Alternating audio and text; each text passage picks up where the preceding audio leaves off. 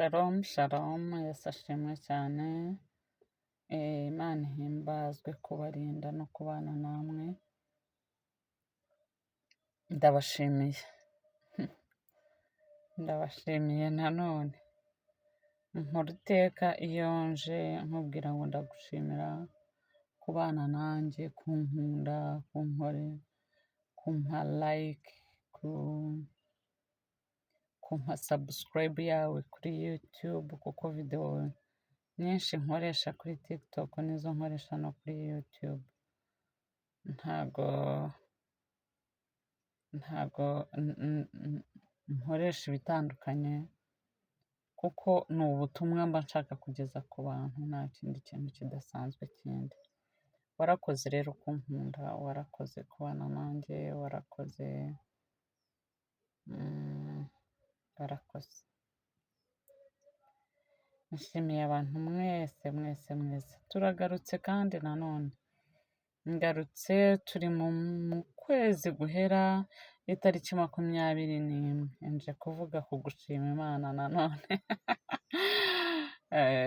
Turi mu mpera z'umwaka, kuva mu kwa mbere kugeza mu kwezi kwa 12, turi mu mpera z'umwaka, turimo turashima Imana ko yaturinze. Hana rero niwe tuje kuvugaho, turabisanga muri Samweli wa mbere igice cya mbere, umurongo wa 23. Niho tugiye guhera. Haravuga ngo uwo mugabo Elukana aramubwira ati, kora icyo ushaka, ugume aha kugeza ubwo uzacutsa. Icyakora Uwiteka nakomeza ijambo rye. Ngo nuko uwo mugore agumaho yonsa umwana kugeza aho amucukirije, maze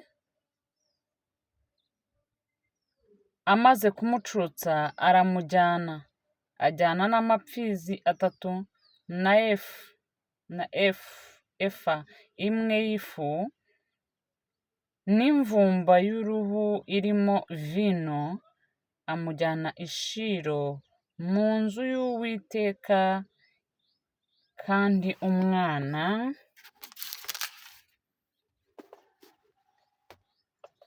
umwana yari akiri muto.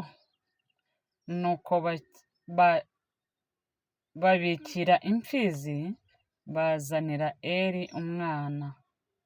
Uwo mugore aravuga ati, Nyagasani, ndahiye ubugingo bwanjye, ni jye wa mugore wari uhagaze iruhande rwawe, bwa bundi nsaba Uwiteka. Uyu mwana ni we nasabye, kandi Uwiteka yampaye icyo namusabye. Nicyo gituma mutura Uwiteka, azaba uwatuwe Uwiteka iminsi yose yo kubaho kwe. Nuko asengera Uwiteka aho ngaho.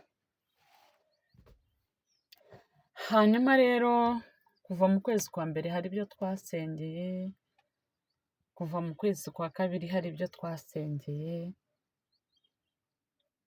Ubu turi mu gihe cyo gushima. Tumaze iminsi dushima, tubwira Imana ngo Mana warakoze kubw'ubugingo bwacu warinze.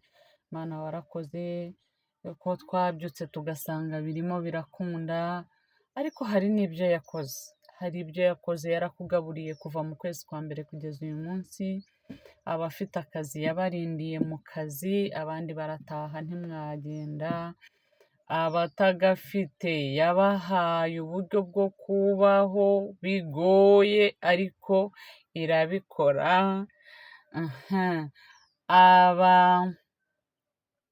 Mbese impande zose zitandukanye Imana yabanye natwe, yaraturinze, usibye no kurinda ubugingo bwacu no kuba byonyine twarabonye ibyo kurya, twarabonye ibyo kwambara, twarabayeho,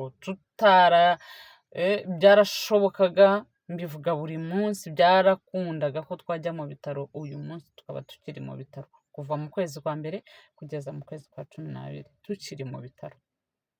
Birakunda rwose, birashoboka. hari abantu benshi bamara umwaka bawutangirira mu bitaro bakazawusoza bakamaramo imyaka 7, bakazamaramo imyaka 8, bakazamaramo imyaka 9. Nigeze gusura umugore kwa muganga umaze imyaka 7 mu bitaro, icyo gihe yari i Kanombe. Rero igitangaza uko byagenda kose Imana yaragikoze. Hanyuma rero Hana asaba umwana ababaye, arushye, aremerewe, ari kwa Elukana amaze imyaka myinshi aba kwa Elukana atabyara. Penina arabyara ageze abana 7, Hana akiri kwa Elukana atarabyara. Uko umwaka washiraga yajyaga gushima Imana ko ariho, yajyaga gushima Imana ko abayeho, ariko anasenga abwira Imana ngo Mana wazamfunguye ndabyara. Igihe rero kiragera arasobanukirwa neza, aragenda yikubita imbere y'Imana, arasenga, arayibwira ati Mana ndakwinginze tabara. Imana rero yaramutabaye, Imana yaramutabaye imuhereza umwana ari we Samweli. Hana agaruka imbere y'Imana abwira Elukana, aramubwira ati jye ntabwo nzagaruka i Shilo ntazanye ituro ryo nabwiye Imana, ntazanye ishimwe nje gushima Imana. Ntabwo nzagaruka i Shilo ntaje gushima Imana, kuko nabwiye Imana ko uyu mwana nimubyara nzamutanga akaba igitambo, akagenda agakorera Imana i Shilo. Yari azi uburemere bwo kubyara icyo ari cyo. Ntabwo Imana yagombaga kuzibura Hana inda ibyara ngo imuzibure umwana umwe gusa, oya. Yakoze ku buryo avuga ati uyu mwana nzamutwara akorera Imana, kubera ko namusabye Imana kenshi, ariko nyuma ye hari abandi bana Imana yampaye. Bivuze iki? Bivuze ngo Hana yasobanukiwe neza Imana, arayibwira ati nubwo bimeze gutya, ariko ndabizi neza uzanyibuka kandi uzagirira neza ubugingo bwanjye. Ahiga umuhigo ukomeye, ufite ibintu byinshi wahigiye Imana. Urayibwira ngo Mana numpa akazi nzaguha umushahara wanjye wa mbere, Mana nunkorera gutya nzabigenza gutya. Ibyo byose warabivuze kandi Imana irabikora, iranaceceka, irakwihorera, iravuga iti nzaba ndeba. Iki rero nicyo gihe cyo kugira ngo nkwibutse, niba ufite umuhigo wahigiye Imana, niba ufite ikintu wavuganye n'Imana, apana icyo abahanuzi bakubwiye, apana ibyo bakubwiye ngo tugiye kugusengera, ngo hanyuma nitugusengera ngo ukabona akazi ngo bizagenda, ngo uzabigenza gutya. Oya, ndakubwira ikintu wowe ubwawe wakuye mu kanwa kawe ukavugana n'Imana, ukabwira Imana, ukayibwira ngo Mana numpa akazi nzabigenza gutya. Ukabwira Imana ngo Mana nunkorera gutya nzakora gutya. Iki ni cyo gihe cyo kugira ngo duhigure imihigo twahize.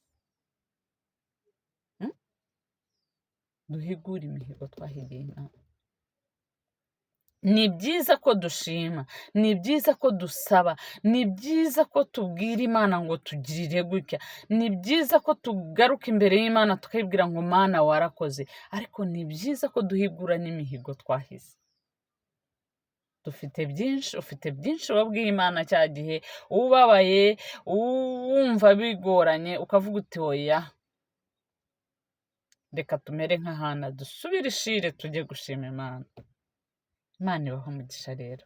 Ndabakunda, nje kongera kubabwira ngo umwaka mwiza 2026 tuwutangirana amahoro yo mu mutima, wumva udafite gishinja, wumva umutima wawe unezerewe, wumva umutima wawe wawubwira ngo umutima wanjye ndahamanya n'ijuru ukomeze neza. Imana ibahe umugisha, ndabakunda. Umwaka mwiza nanone.